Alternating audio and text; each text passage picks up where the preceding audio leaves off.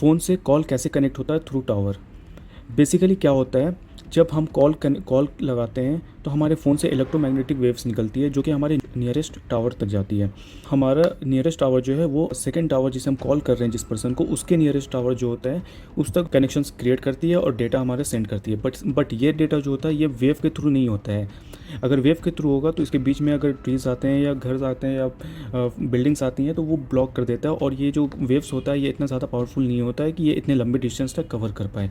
For that reason हम use करते हैं ऑप्टिकल फाइबर केबल का। There is optical fibre cable that is connected between the to.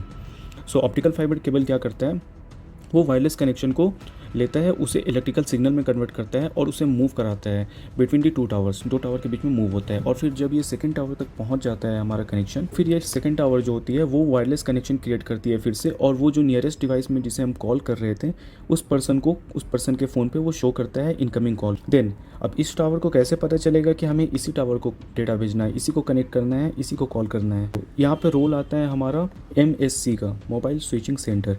Mobile switching centre का role ये होता है कि वो एक टावर को बताता है कि उसे कौन से टावर से कनेक्ट करना है। यहाँ पे 10 टावर हैं बट इसे इसी टावर से कनेक्ट करना है, वो MSC बताता है, mobile switching centre. That's it.